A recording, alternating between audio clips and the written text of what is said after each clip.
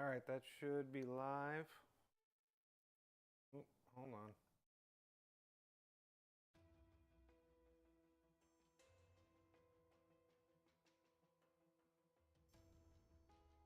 Come on, don't be weird.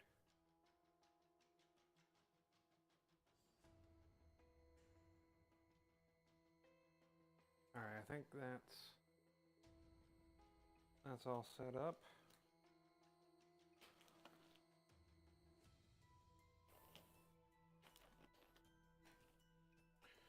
No, that's a lot. Well, no, that's alright.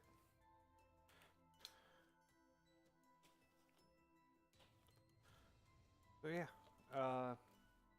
want to talk about, we want to reread Clive Barker for a while, and thought this was a good opportunity to do it.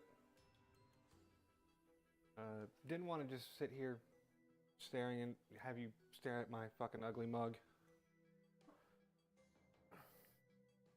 So, I'm just gonna,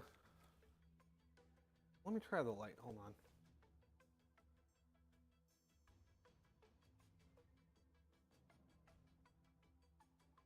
Is that, yeah, a little rough, but pull it out of the,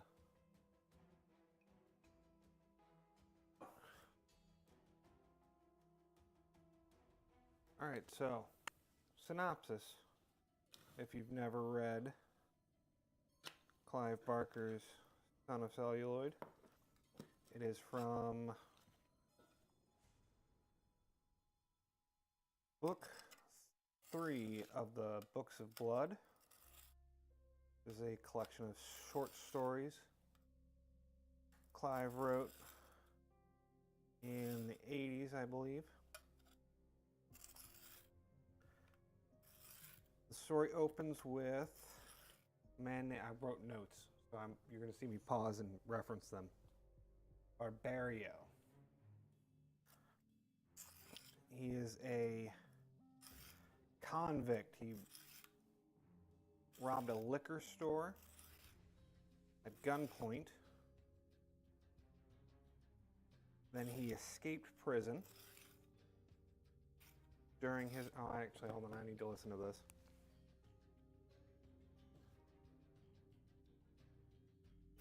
During his escape, he happened to come across a police officer.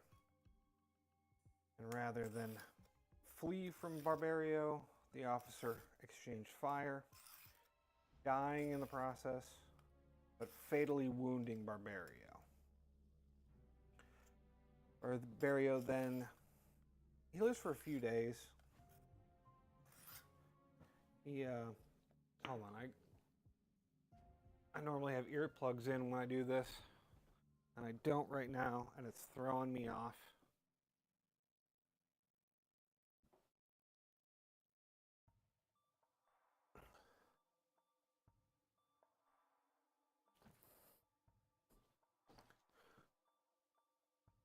So Barbario, being a wanted criminal, can't go to a doctor.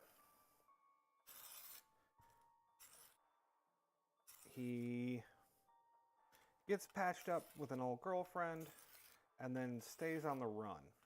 But the police, understandably, not very happy with a new cop killer. And he finds a hiding spot.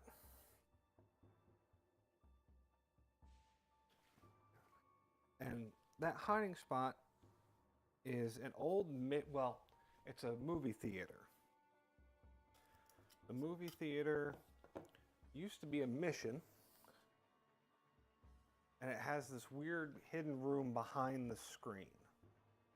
And that's where Barbario spends his final days, or his final moments. There's a lot of references to, Barbario makes up a god he calls Flim Flam. So it's kind of ironic that he ends up in an old mission. See, can I get a good angle on this? I feel like I'm fucking up this edge. But his bullet wound is aggravated by something he doesn't know, which is that he has stomach cancer. So he ends up all alone in this little room behind the screen and dies. We flash forward a few months. Oh, it's noted that the theater is in a part of town that is, they never say what town, I assume it's New York. But the part of town the theater's in used to be much more lively, but it has slowly gone downhill. We flash forward 8 months, and, sorry, I thought there was someone at my window. Flash forward 8 months, and there are 4 characters that we're introduced to in pretty short order. The first is Birdie, who is an overweight woman, and she seems to work the front of house at the movie theater.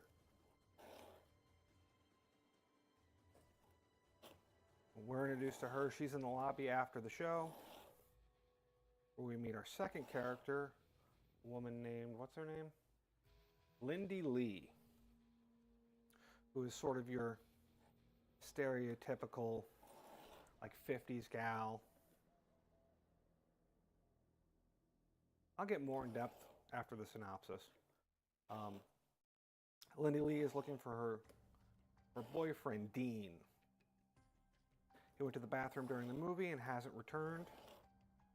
She frets that he might have left her. So Birdie goes and gets our fourth and final character, a gentleman named Ricky, who seems to be sort of a ex-hippie. This takes place in the 80s, it seems. They never give an actual time. Some of the references indicate 80s. Oh, you can't see that, can you?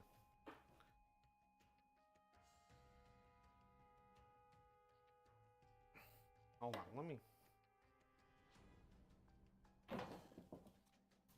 This is probably going to fuck up the camera.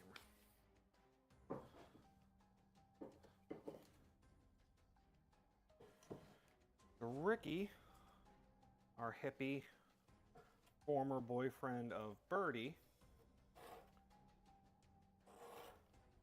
heads to the bathroom to see if he can find Dean. But once he goes into the bathroom, he finds himself in the middle of a Western.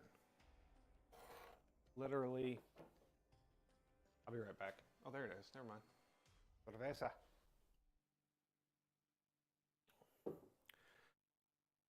Yeah, he's in a Western. There's a dust storm. There's old saloons, and you hear people talking about the sheriff's office. There's a fun thing he does where he's never quite sure if it's real or if he's just gotten a hold of bad drugs. He gets shot in the ear, a minor wound. Shortly after, there's another shot, and Dean falls out of the saloon, dead. A bullet wound through his chest.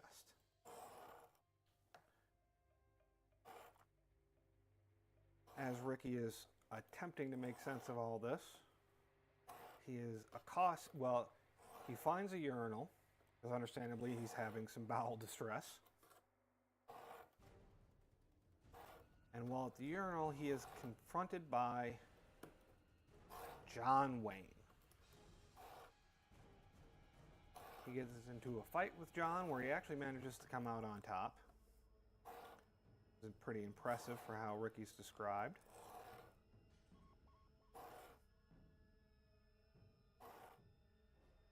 And having bested John Wayne, he escapes the bathroom. And promptly collapses on the floor. Birdie, wondering what the hell is taking Ricky so long, goes to check on him, finds him collapsed on the floor, covered in blood. As she's checking on Ricky, we cut to Lindy Lee, who suddenly finds a rabbit in the lobby of this movie theater. The rabbit kind of tricks her upstairs, and then it changes shape into something else, and then kidnaps her. Back to Ricky and Birdie.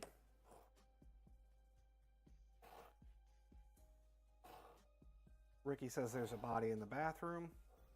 Birdie doesn't see a body in the bathroom.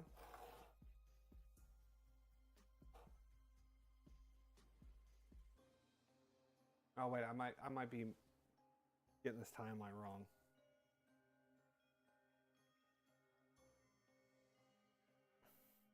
No, that's right.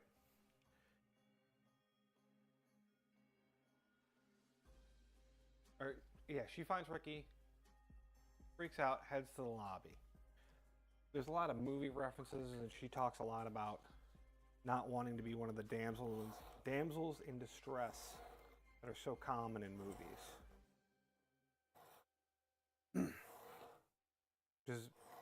I'll get into Birdie's character later. He goes back to the lobby, sees Linda Lee gone. Figures she just took off.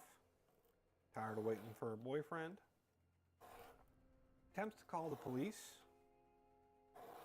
And then the phone is answered by a couple different celebrities who say that that's not going to happen. Well, this is going on. Or no, then she freaks out. And she goes to get the keys from Ricky. There in the bathroom, that's when she says there's no body in the bathroom.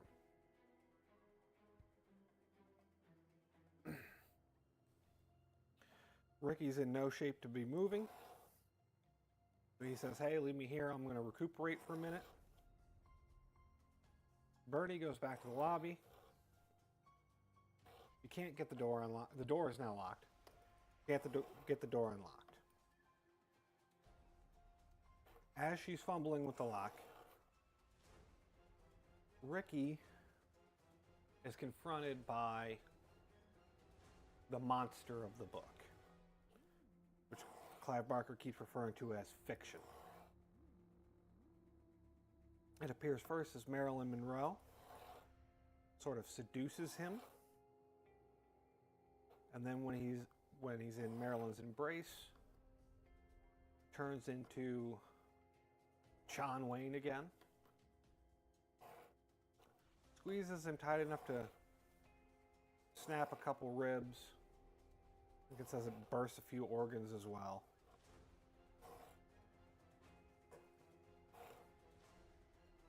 And then it pulls out his eyes. Oh, I forgot to mention that. It pulled out the other kid, Henry's eyes. Henry? No. Dean? Dean. It pulled out Dean's eyes. And I wanted to read, I'm not going to read the whole book or the whole story, because that seems not cool. But I did want to read this one part. It was an appalling experience, and mercifully short. Then the feature Ricky lived for 37 years snapped in mid-reel. He slumped in the arms of fiction.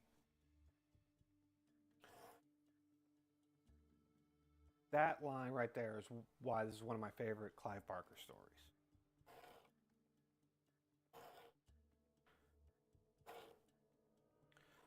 So after killing Ricky, so of our 5 characters, we have one left. Barbario died at the beginning. Then Dean, Lindy Lee is out of the picture. She's been kidnapped. And now it's just Birdie and the monster.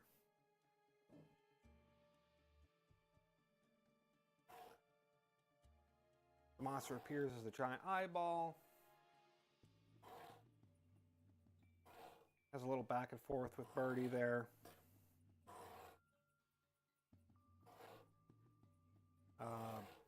Birdie beats it back temporarily, but it quickly regains force and starts chasing her.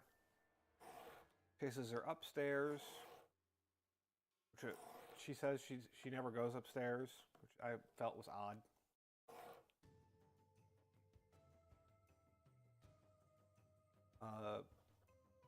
first she's terrified, she's backing away. But the monster keeps flashing between different movies. And there's a lot of talk about like admiration and attention. But it switches to Dumbo at one point. And Birdie, being a heavy-set woman, has very negative associations with Dumbo. It was a name she was teased with as a child. So she hates Dumbo, and so the fear the creature had over her dissipates. And as she's no longer afraid, she starts advancing on it with a metal bar she keeps for security. But while advancing on the creature, she falls through the floorboards. But she happens to fall in the same room that Barbario died in. And that's when she kind of figures out what the thing is. She talks to it, and then they let us know that it's not Barbario. It's Barbario's cancer. There's a great line. Where is it?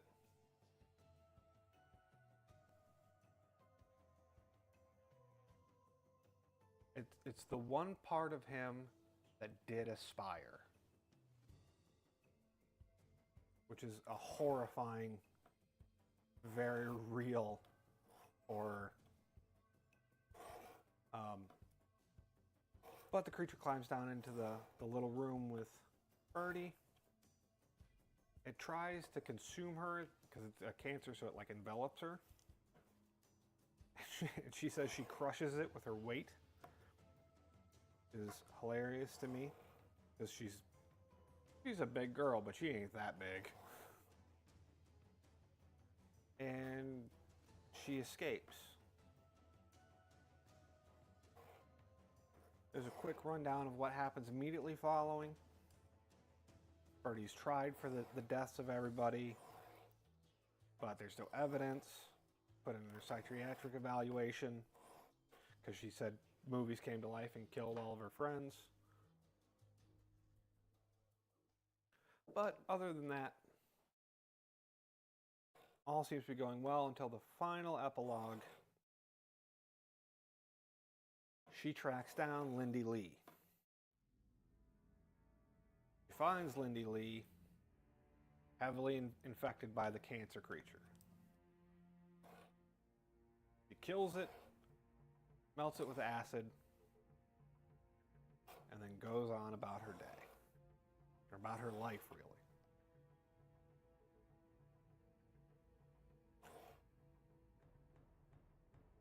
And it's such a cool premise for a story. So, first let's talk about Barbario. Barbario, he has a great line. His life's too long when you're locked up and you count it by seconds. A fantastic line. But I can't help but wonder, he's in jail for armed robbery. How long was he going to be in there? Like, I've never been in prison. But I understand that having your freedom taken away from you is daunting, and having that very boring life of the same walls and the same people and the same everything for years is daunting.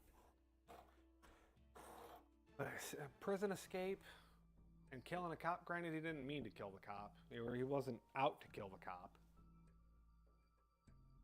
But you went from a couple years to life.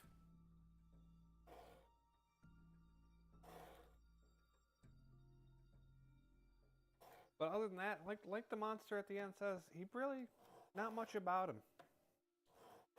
Not the most pleasant guy, as you might imagine.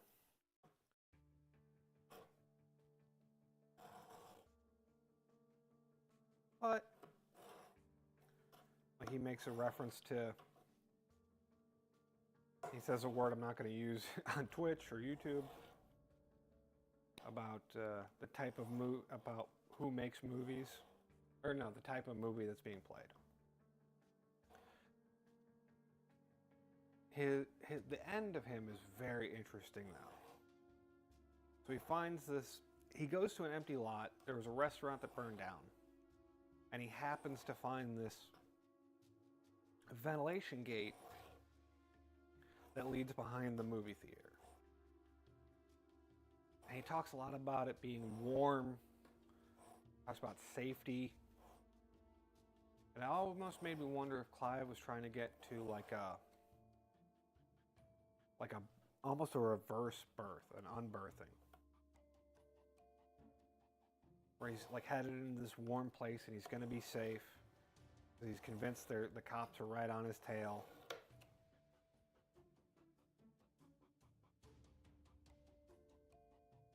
Edge is all over the place.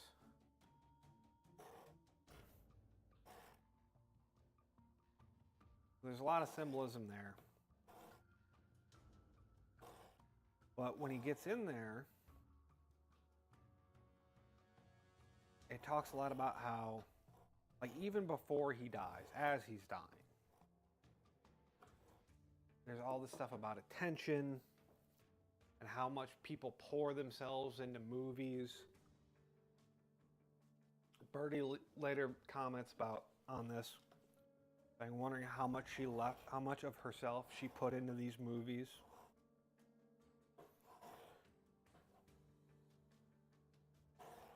And then he dies, and all that energy that has been thrown at this screen and got trapped into this little room, which the story does point out that the owner of the movie theater, he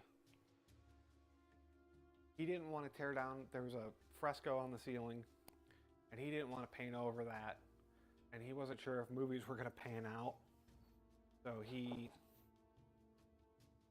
left it there. That way, if movies didn't pan out, he could turn it back into a mission.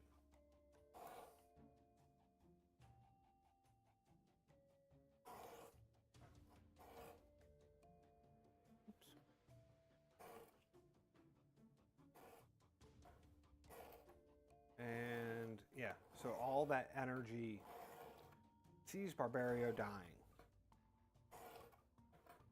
and sees his cancer and realizes that that's its ticket. That's how it can become real, can enter the physical world.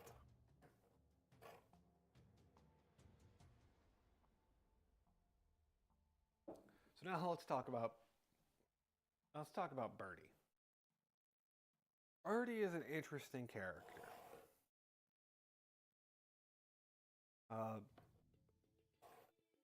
She's a lot of contradictions, a lot of double standards, but she calls herself out on the double standards.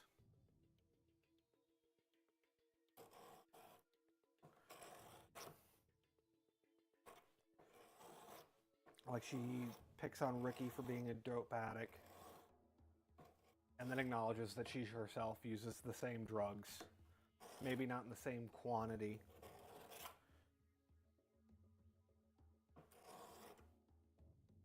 She shows a very strong dislike for Lindy Lee.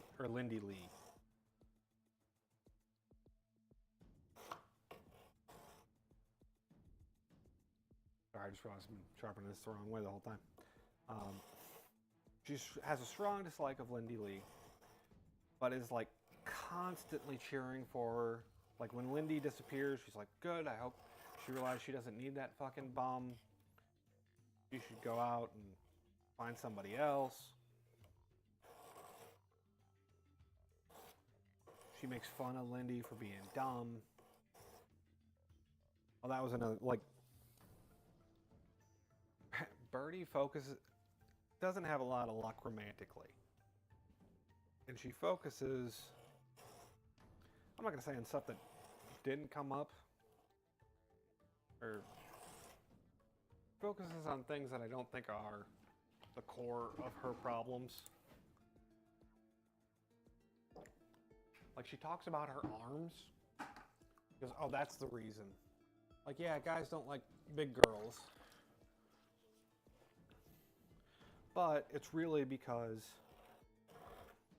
they can't fit their hand, they can't do that around her wrist. She's convinced that that's the problem. She also says she's too smart, that guys don't like smart girls. Which, you know, there are guys that don't like smart girls. There are plenty of guys that do.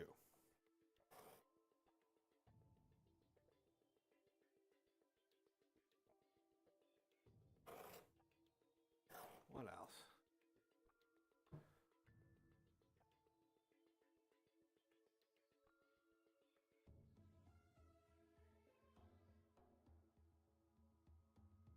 Yeah, Birdie dislikes Lindy, but cares for her.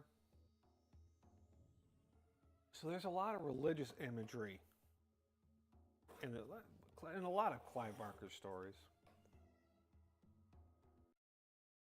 And this one in particular, like the criminal Barbario, he makes up a god called Flim Flam. And he's convinced that that's how he got out of prison, that Flim Flam protected him. And the whole thing with movies, it's very religious. Almost like Clive Barker is definitely making a parallel between how people traditionally view religion, or maybe how people used to view religion, and how people view movies and entertainment now.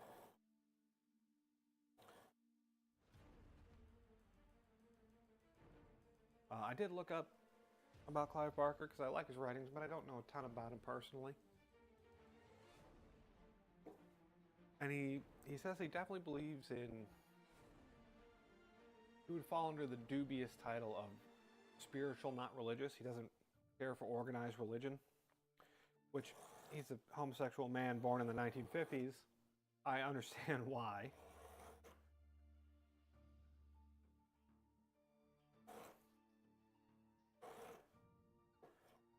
But he definitely believes in life after death. He's kind of talked about there probably is something bigger. Not God in the sense that I would talk about. But there might be something akin to that.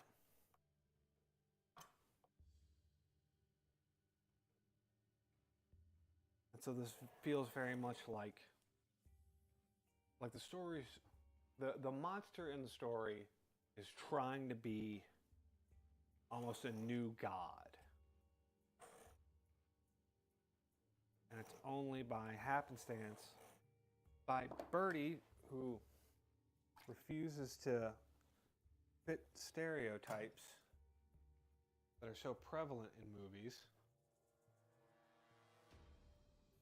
is he defeated. Because everyone else kind of falls for the stereotypes.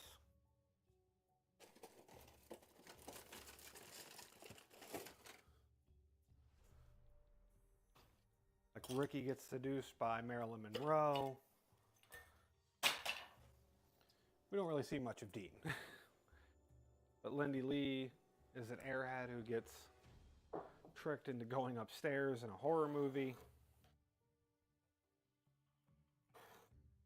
Birdie gets some of it, but she mostly avoids it.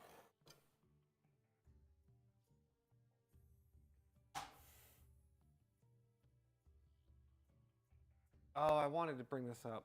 There's a really heartbreaking line for me.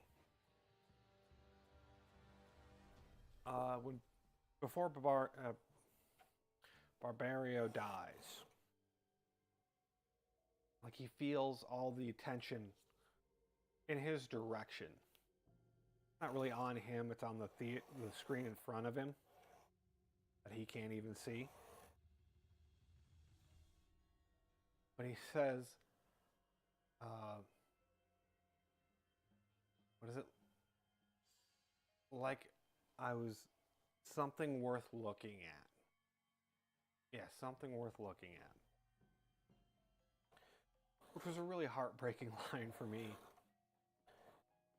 With this guy clearly lost.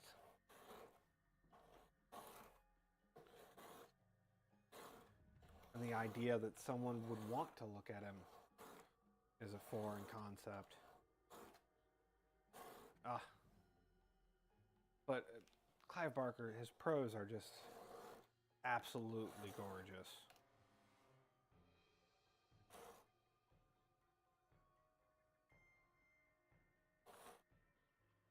I'm looking at my notes now. Oh, we were talking about Birdie. I had this page open and there was some... After Ricky dies, I wanted to read this.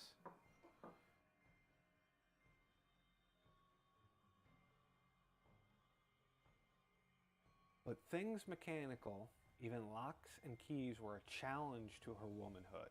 She despised the way men felt some instinctive superiority over her sex when it came to engines, systems, and logical processes. She was damned if she was going to go whining back to Ricky and tell him she couldn't open the damn door. So, Birdie, very much a feminist. Something interesting in that is that she does kind of, like, she buys into the sexism she's disavowing. When I read this, I see a lot of that in Birdie. Like, she talks about how Lindy Lee, oh, she's this airhead who I'm sure guys just fawn over. But when she thinks she's moved on and found something better, she's like, good, I hope she did. And there's a lot of that in Birdie. So her, like, oh, I don't want to admit weakness because it makes women look weak. But at the same time, she's like, yeah, but guys are better at this. Sort of.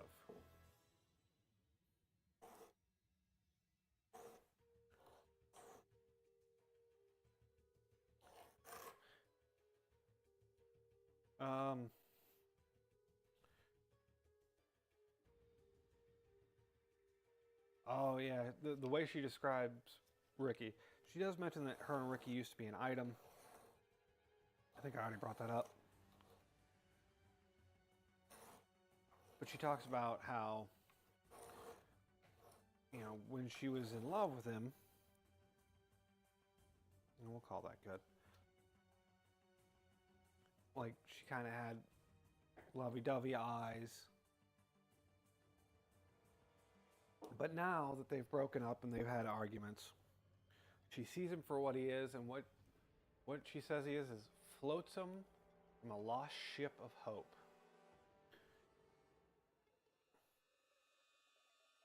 Which I thought, again, Clive Barker, just absolutely beautiful prose.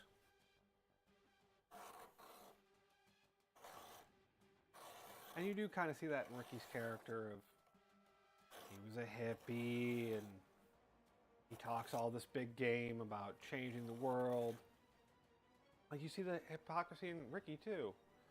Where he's like, oh, Westerns suck because they're all this machismo and false manhood and stuff like that. But when he fights John Wayne, he's super pumped that he won. Like, he's really proud of the fact that he was able to punch out John Wayne. And when he escapes the bathroom, he cries and he says, like, oh, I swore I'd stop doing this. Or I'd be more manly.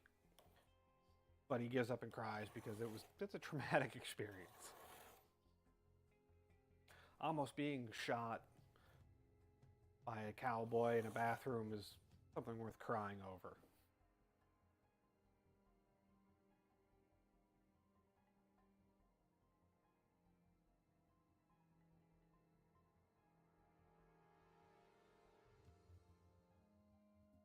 Oh, when Ricky realizes what, because the creature doesn't appear, the creature's actual form is this like humanoid tumor that has just grown and grown and grown.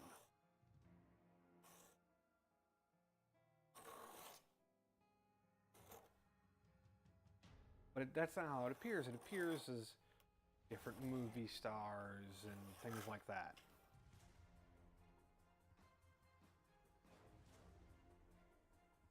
So Ricky eventually sees it for what it is. I gotta talk about that. I'll talk about that in a second. Ricky's death is fantastic. But there's a line when he realizes what it is. He realizes because he says it's like flickering a little bit.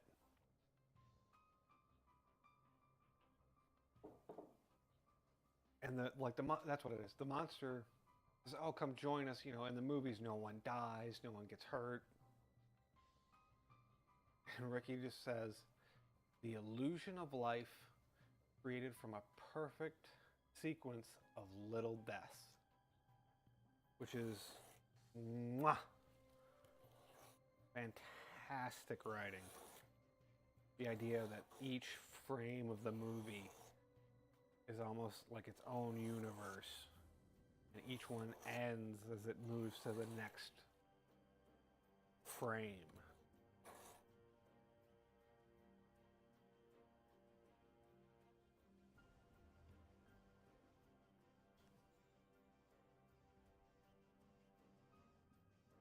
Hold on.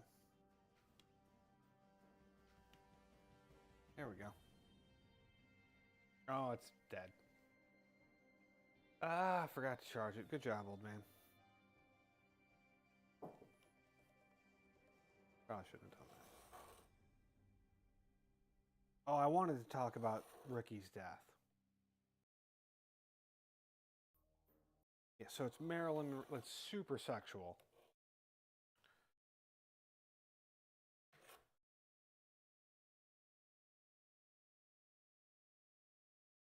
But it's Marilyn Monroe, and she says, "Oh, I want you, Ricky. Don't you want me?"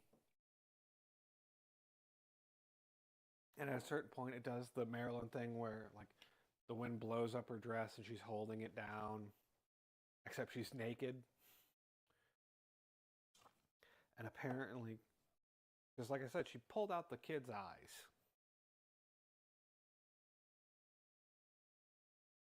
And apparently, they fall out of her vagina, which is horrifying. Like, been playing Angel at Dusk, and that game does have vagina dentata. I was like, what the hell is the name for eyeballs there? Is it vagina oculara? I think would be the term.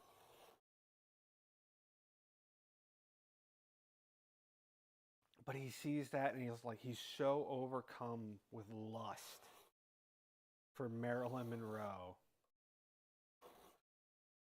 that he doesn't care. He's like, screw it. I still would. Yeah, there's eyes there now, and soon my penis is going to be there.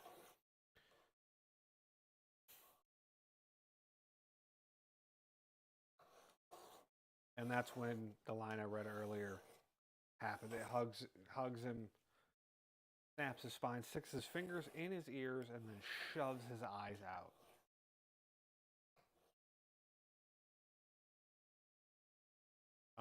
Oh, during that exchange, where is it? Oh, like the creature keeps talking about like it needs people to look at it. It needs attention.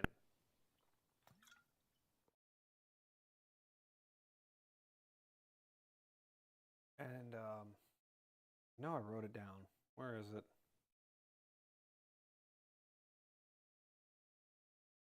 The creature says it's the natural state of an illusion. It's to be looked at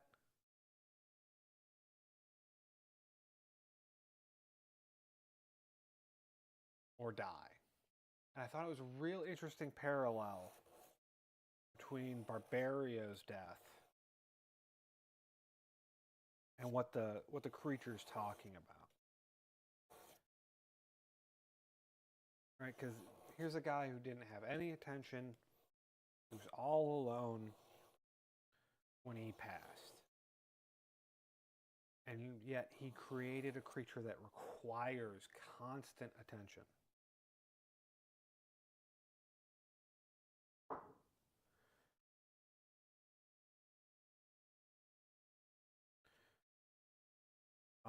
When the creature confronts Barb, she has a great little soliloquy about it. Like, it shows up as this giant eye and it's staring at her.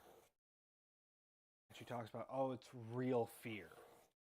This is real fear, not the imagined, anticipation from she gets from movies.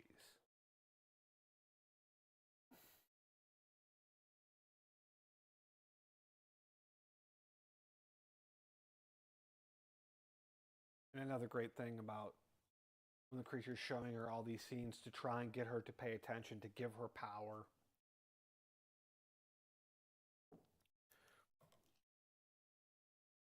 I just love the line.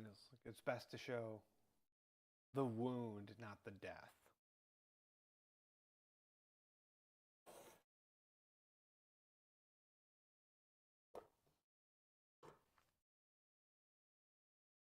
Yeah, the line when the creature reveals, like, I'm his cancer, I'm the part of him that did aspire.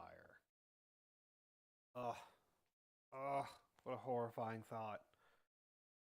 The idea of cancer having aspirations that your death may not necessarily be demanded, but necessary, is a chilling thought.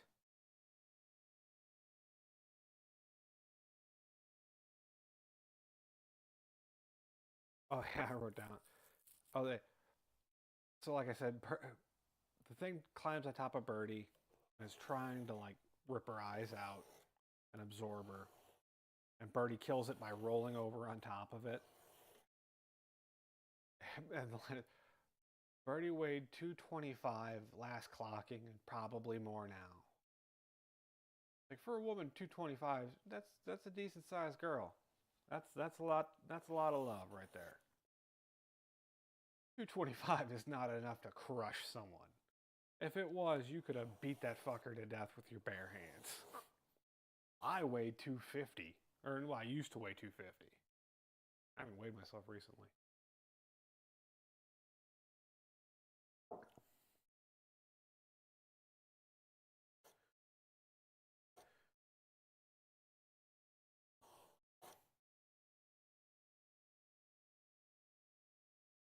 The stuff after that is really anticlimactic. It's neat because when the creature takes Linda Lee, or Lindy Lee, I keep wanting to call her Linda. Lindy Lee. When she takes Lindy Lee, it talks about he has orifices unexplored, and she's so simple-minded that she's easy to take. And maybe there's something to that. The idea that she's the creature took over her body. Because when Birdie confronts Lindy Lee in the epilogue,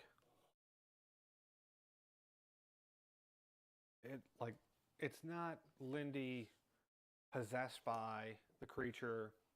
It's not Lindy pregnant with the creature. The creature is every part of her. And when it's confronted, it rips out of her in very gory fashion.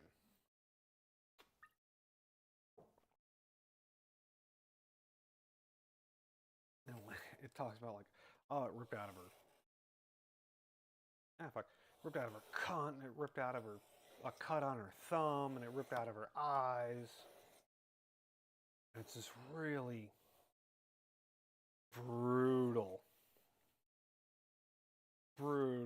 fucking thing. But Birdie shoots it and then dissolves it in acid.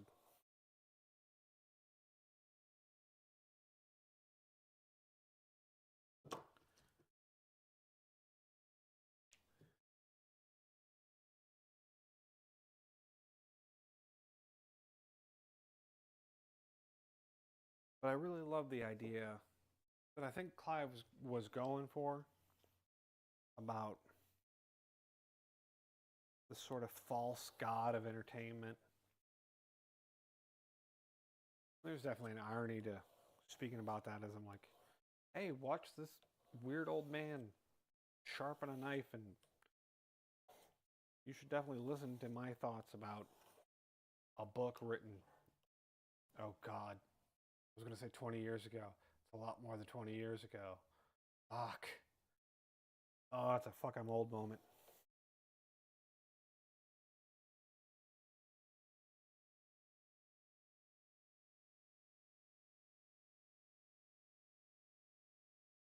That kind of knocked me for a loop.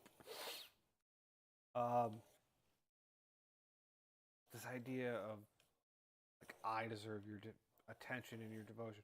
But he's not Christian, so he's not, it's not I could see that message being done again, but as like, no, you should look at God, and you should pray, and you should look at Jesus. But since he's not, it's this kind of interesting thing of, he doesn't offer a replacement. Like, clearly, fiction, as he calls it,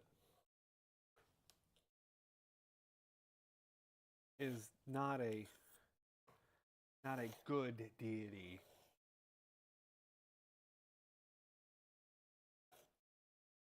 And he is pretty critical of the whole medium. Like, not terribly so. Not like, oh, this is all garbage, this is all trash. The only character who expresses that is Barbario, and he's not painted as a particularly good person, or as someone we should look to for advice.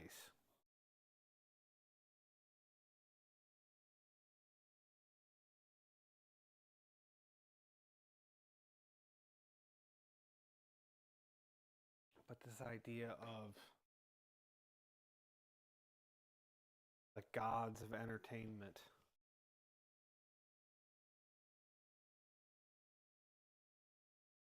just stropping it. Trying to take that burr off.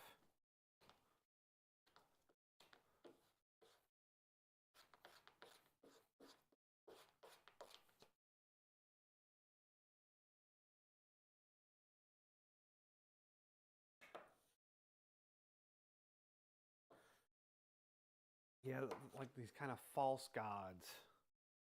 He seems to be talking about in the story that he, in his own way, is participating in. Yes, he's writing, not directing a movie, but he would later go on to direct movies.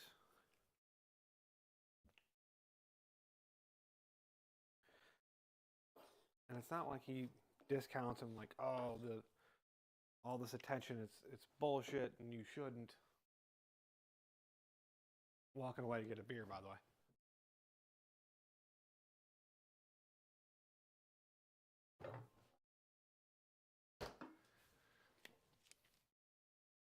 I wonder if it's almost, I wonder if some part of him feels like they're pulling away from things that people should focus on. Like, if he is saying himself that there is, for lack of a better term, a God we should be looking at. There are greater things.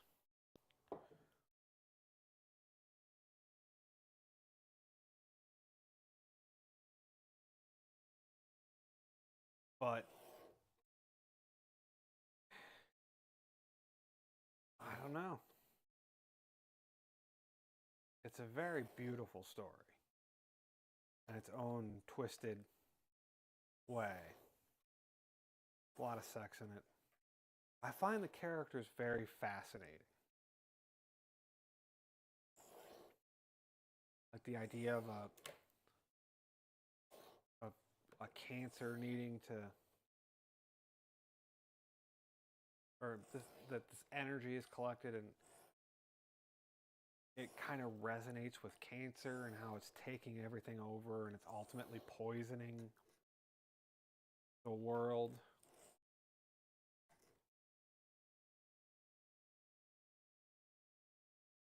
I think I definitely think he's trying to put forth kind of like a pro-woman message with Birdie. But maybe it's just because I'm a little more conservative. Or maybe because he's a man, I feel like he misses the mark.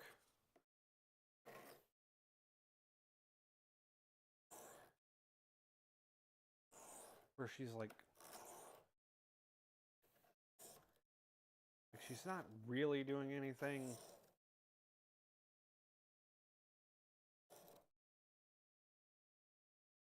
Like she's dismissive of love and of, what's his name? Ricky. She's dismissive of all this stuff, but she clearly, she does love Ricky. She just doesn't want to put up with him.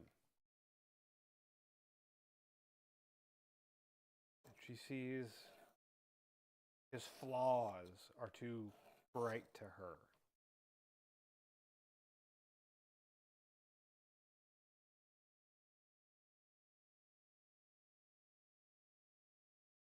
And like, the thing that saves her is her torment. Because the creature almost had her, but it only just happened to show Dumbo, which is a movie that she just happens to have a negative association with. And that's what saved her.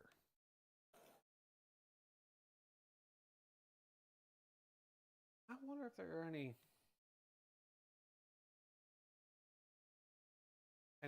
more pro-feminist people out there who have reviewed this story. I wonder how they feel about Birdie.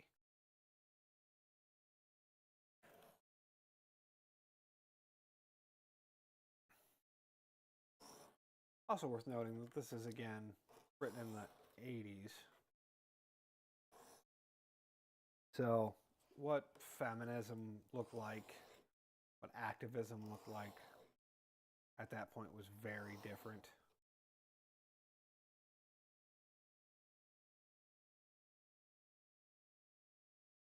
I think Ricky is an interesting character where he's very clearly this hippie who probably talked a big game back in college, or his college years. I don't know if he went to college. But as soon as he gets a chance to be macho, he enjoys it. And he fully goes to his death. He knowingly goes to his death. Because Marilyn Monroe is hot. Like he said, as he approaches it, he goes, yeah, I know this is going to kill me, but it's worth it.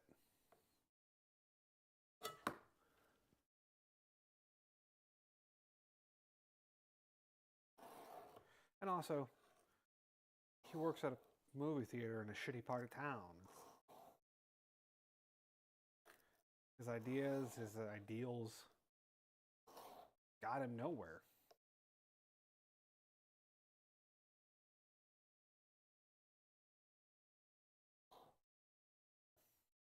Lindy Lee seems to be the only character that actually sticks to her morals, and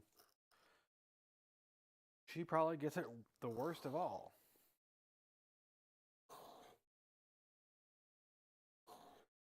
She has that thing force itself inside of her.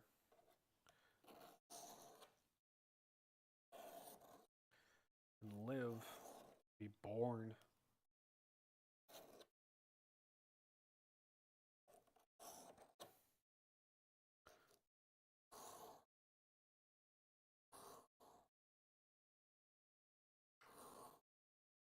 But she's also the one, like, She is dumb and she is ditzy. She's not overly naive. Like she talks about a lot of her boyfriends have taken off on her because she won't put out.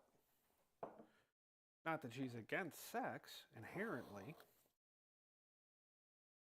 Like she says, she knows when and who she's going to give it up with. This isn't the time, and Dean isn't the boy.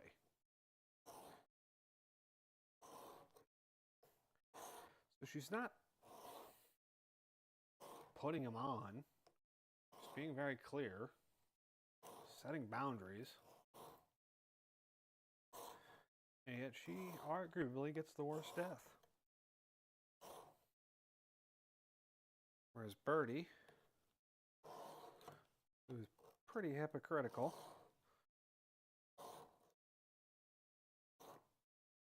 is our heroine. And they do make a point of like, yeah, but she's not a typical heroine. She doesn't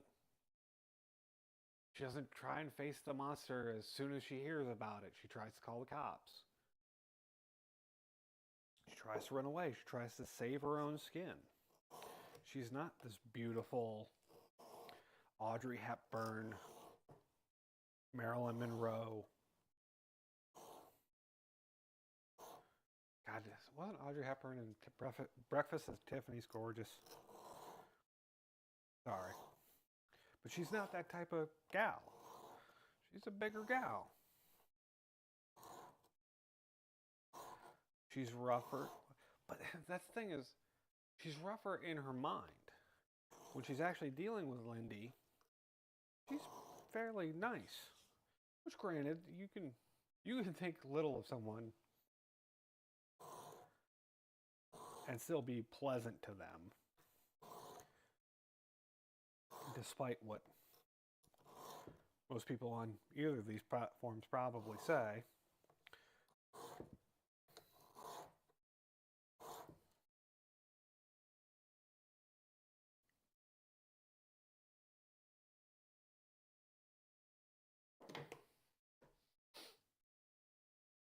All right.